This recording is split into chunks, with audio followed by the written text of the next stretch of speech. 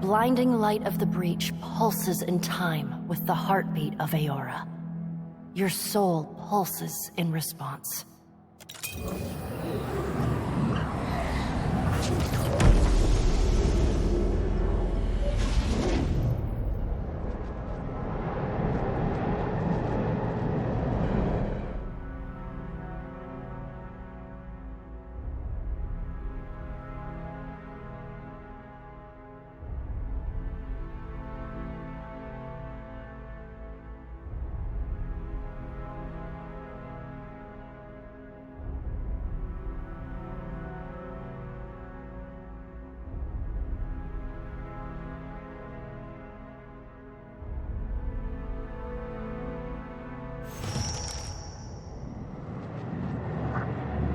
Yeah, right away. I see you. May I be in the night?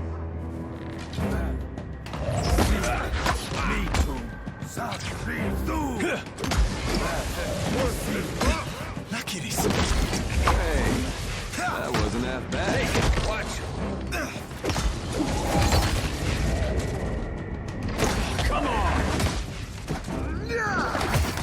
Death to our enemies. Time to rethink the stratagem.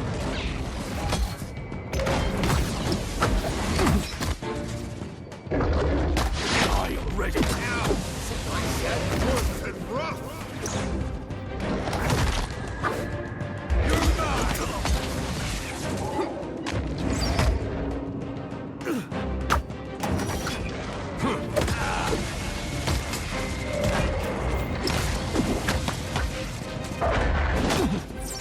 I'm here. Hey, watch.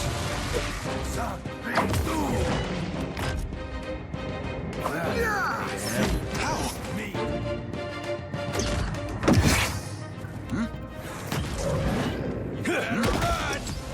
Just say the word.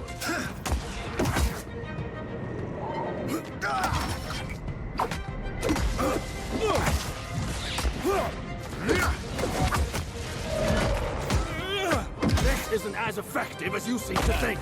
Always Ixana. You're mine.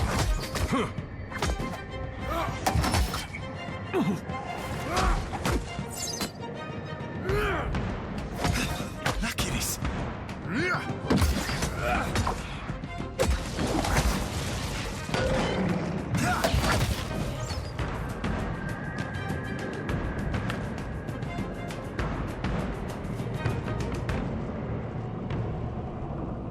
Not a problem.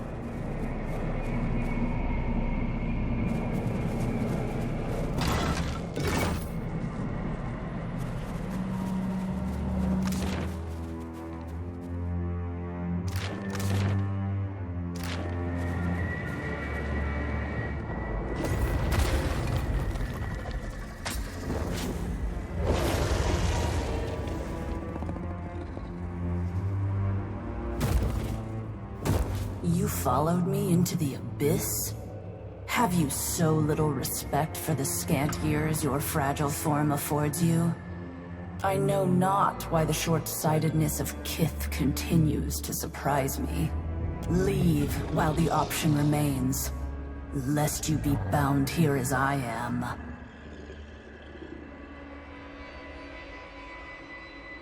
A simple understanding of a complex situation.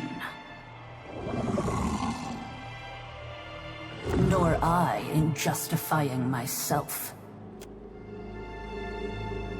Descend into the void or do not.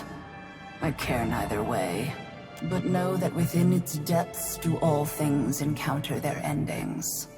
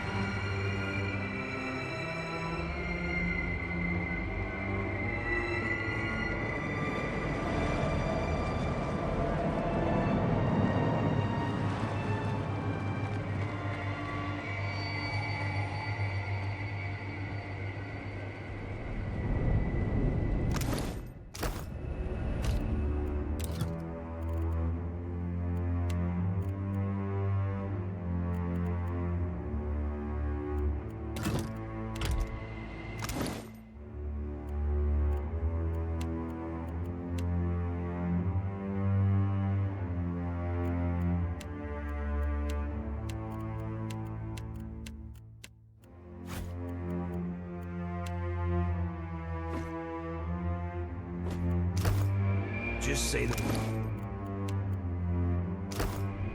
I'm listening. I'm here. Of course. I'm listening.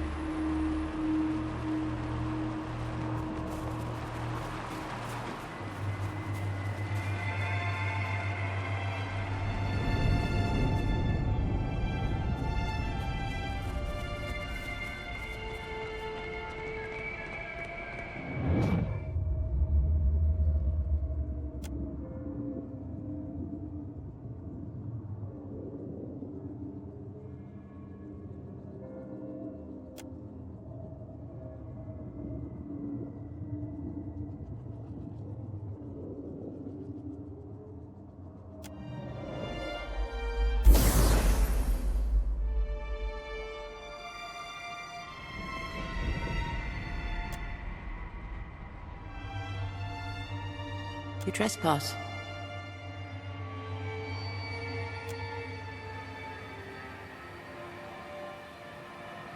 Within the dread dominion of Ramakant, the realm of the dead.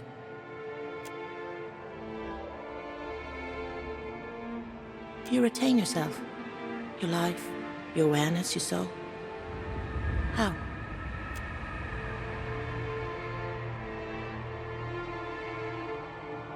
Your presence suggests that Ramakant has chosen a new guardian to put the worm to the blade. To succeed where I have failed. Before it came here, it was a dragon. What it has become since, exactly, I cannot say. It fell upon our temple wielding powerful wizardry. I believed that it desired the temple itself, or our accumulated lore. I was mistaken.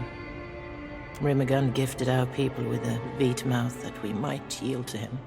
Those objects or individuals that persisted beyond their value to the clans. In its desire to dominate the Deadfire, the worm sought to retrieve one or more of the sacrificed relics. Even if it claimed the relics, the fool cannot return. Its body long since destroyed. Still, its soul persists against the power of this place, and I would see it ended. It was but a shadow forged of spirit stuff, by the worm's own will. As if it's a chanted who can chant up itself? Then you must seek it below. Know that the white void will consume you, however. A few souls here cling tenaciously to coherence. Some for as long as centuries. Seek them, if you would know the secrets of their longevity. This place decomposes spirits. Do not be surprised if the souls require repair before rendering you aid. I imagine, though, that the Beast of Winter would prefer you hasten their dissolution.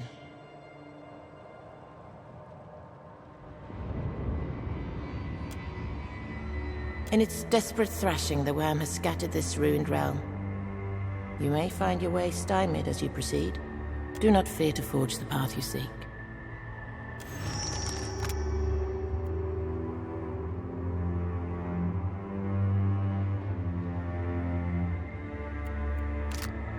I'm right away.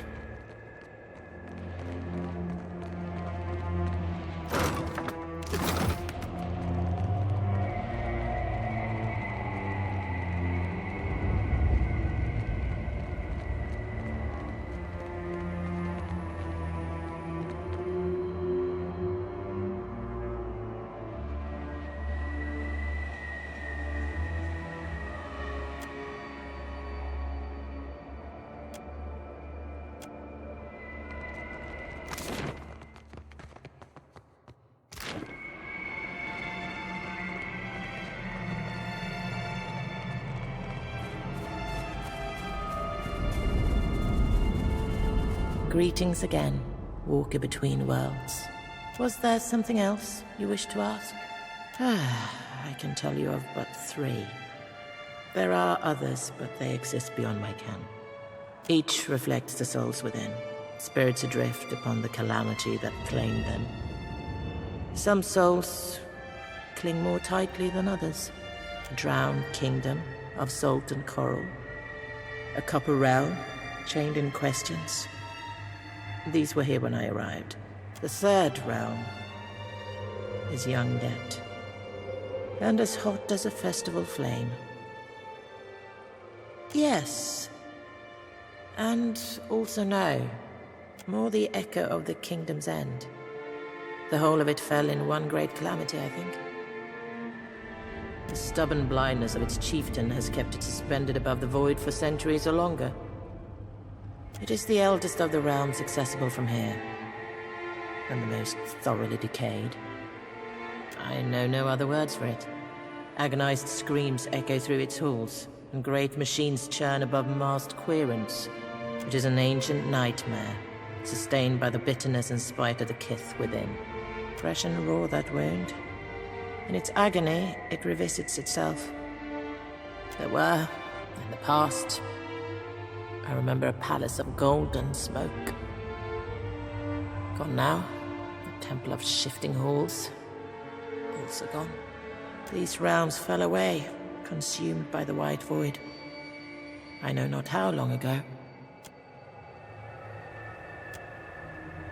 Ask your questions then, if they will. I wish I had that answer. Perhaps it would be enough to fight it in this place. To weaken its grip that it might finally fall into the void.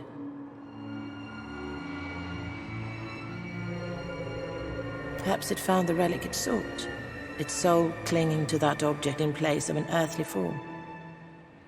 If that object were found, perhaps it could be delivered to the Beast of Winter for dissolution. I can't risk falling on her perhaps, however. Not with a gate to hold. From the north, a beast of the Deadfire, set on dominating that place as a snowbird dominates its hunting grounds. No creature, dragon or kith, rivaled it. Yet it was not content and turned its eyes against the gods. Ramakant gifted our people with a veet mouth that we might yield to him. Those objects or individuals that persisted beyond their value to the clans.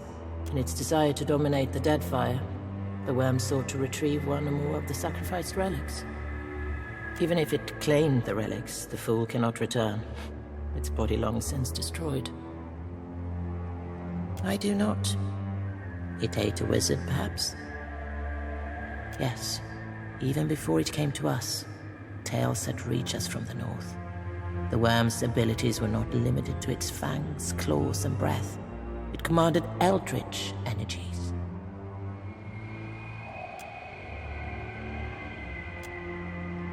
Rather than the deceased flame or the land of deer.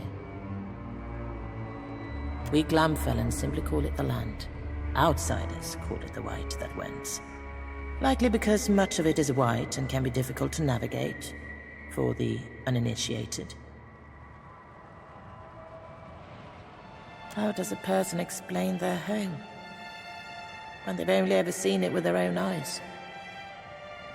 Travelers will claim it an endless expanse of white, featureless and bare. I would point to the jagged rises, the plunging coasts, the sheer rifts, to the blight storms and the snow bears, and ask of them, do you not see? Still, few kith call the land home. Only Glamfellan and the Inutinic. They possess the resolve, the vigor, required to endure the Beast of Winter's withering attentions. It's a cruel and deceptive place. She has that much right. It is neither, young Winterborn. Hard and callous, perhaps, but pure in its intent.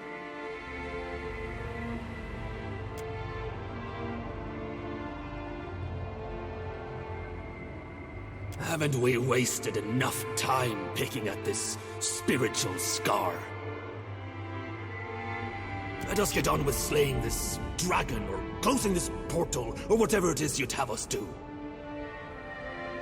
It pains me little to speak of home. Most Glamfellan reside within the white that wends, where we travel in clans. Life in the land can be harsh, but it provides. The clan raises the young communally, each member passing on their expertise. That every child has the skills demanded by the land.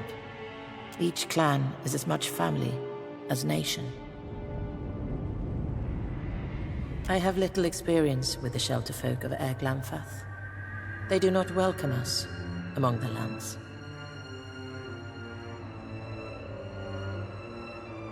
We do some trading with the adherents.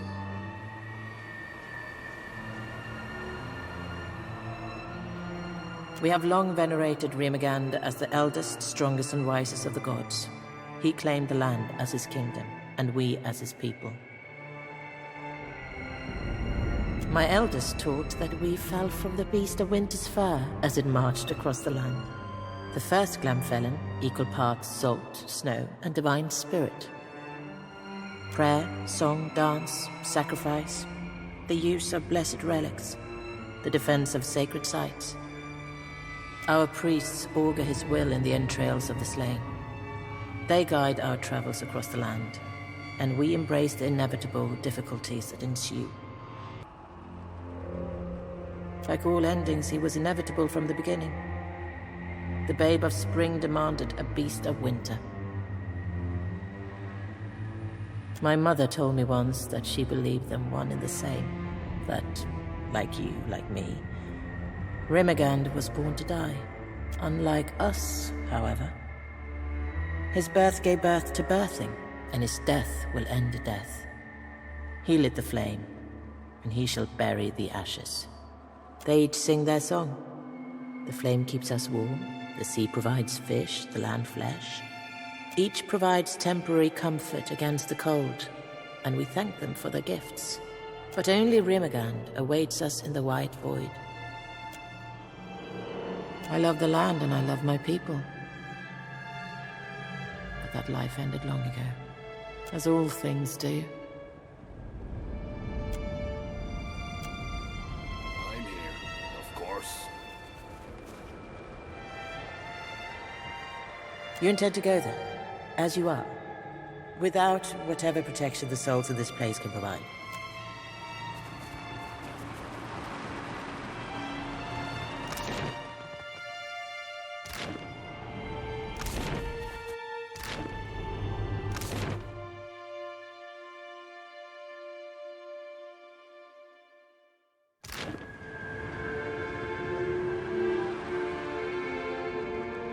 Sarah done.